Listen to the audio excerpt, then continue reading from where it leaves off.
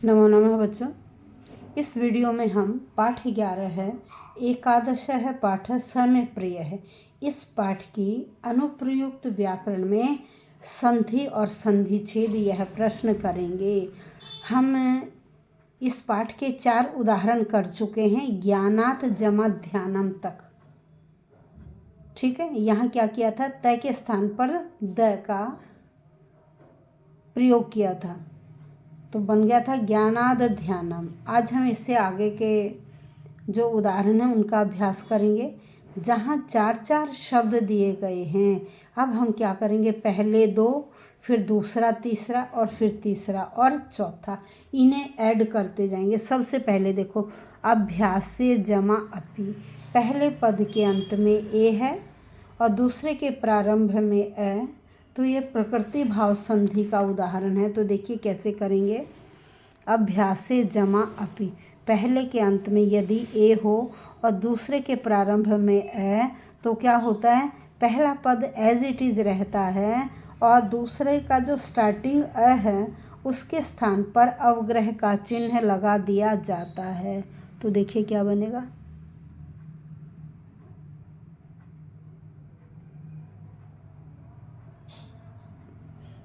अभ्यास से अपि। ठीक है, अब हम आगे चलते हैं। अब आगे देखो, अपि जमा असमर्थ है, अपि जमा असमर्थ है।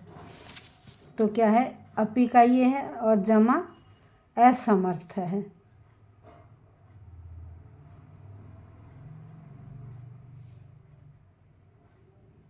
देखो ये क्या है, पहले इस पद के अंत में क्या है, ई, और यहाँ क्या है, ई के सामने असमान स्वर आ रहा है, तो ई के स्थान पर यह आदेश हो जाएगा। अब देखो यहाँ तक तो एज इट इज़ रहा ये भी, अब जब ई के स्थान पर यह आ गया तो ये बन गया, इसके बाद देखो ये अवग्रह है, फिर आधा प और फिर यह। अब इस ये में ये व्यंजन है, आगे स्वर आ रहा है, तो इस व्यंजन में ये स्वर मिल गया तो बन गया ऐसे। ठीक है, अब आगे है असमर्थ है, फिर हमने स म असमर्थ है जमा, अगला है असी, असमर्थ है जमा असी। अब नियम क्या है, विसर्ग से पहले अ और विसर्ग के बाद भी अ आ रहा है।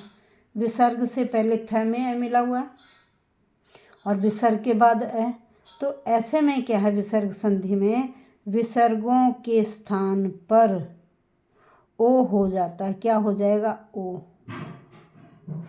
और इस अ के स्थान पर एस का सिंबल।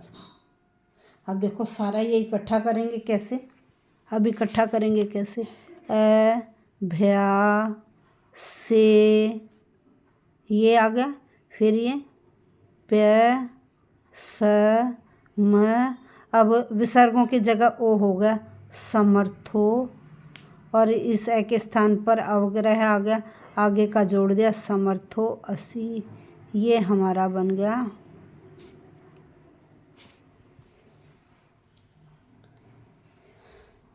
बहुत सारे ऐसे एग्जाम्पल होते हैं, फिर सुनिए।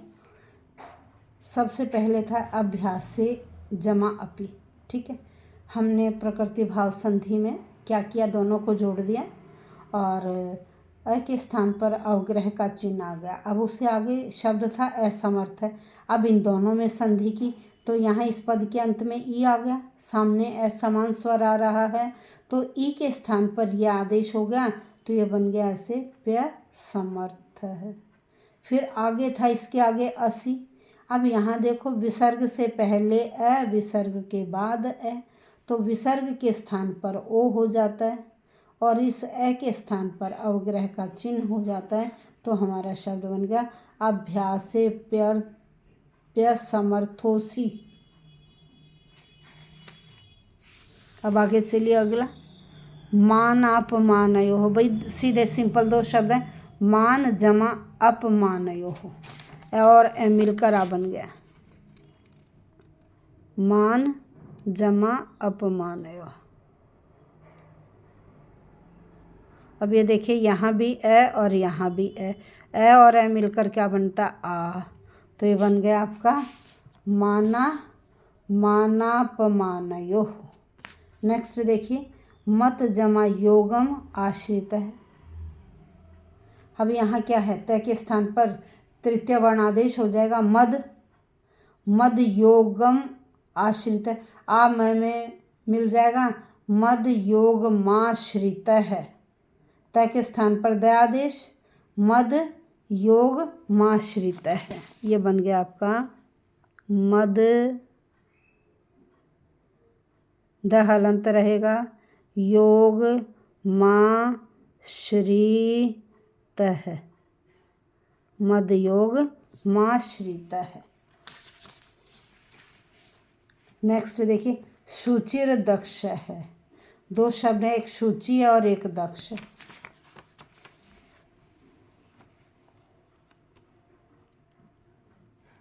शुचि जमा दक्ष है। अब यहाँ क्या है, अंत में विसर्ग है। नियम कहता है कि यदि ई के बाद विसर्ग आ जाए, ऊ के बाद विसर्ग आ जाए, ए आई के बाद विसर्ग आ जाए, तो विसर्गों के स्थान पर र आदेश हो जाता है। क्या आदेश होगा, र। तो देखो क्या बना, शुचिर दक्ष। विसर्गों का र हो गया, वो नेक्स्ट पर चला गया, तो रूप बना शुचिर दक्ष है। अब मई जमा एव, मई जमा एव, मई जमा एव। मई में देखिए क्या है, पहले के अंत में है ई, मई जमा एव। पहले के अंत में क्या ई और उसके आगे असमान स्वर आ रहा है, तो ई के स्थान पर यह आदेश हो गया। क्या आदेश हुआ, यह। अब देखो मैं यह, ठीक है। फिर जब इसमें से ये निकल गया तो ये आधा बच गया। अब ई के स्थान पर ये आदेश हुआ, ये भी व्यंजन। आगे क्या स्वर आ रहा है, तो इस ये में स्वर की मात्रा मिला दी, ये बन गया मय येव। क्या बना, मय येव। नेक्स्ट है स्थिर मति ही जमा भक्तिमान। वही जैसे शुचि जमा दक्ष किया कि ई के बाद विसर्गें आई तो वो र में बदल गई। अब यहाँ भी क्या है, ई के बाद विसर्गें आ रही हैं तो विसर्गों के स्थान पर र आदेश हो जाएगा। तो ये बन गया स्थिर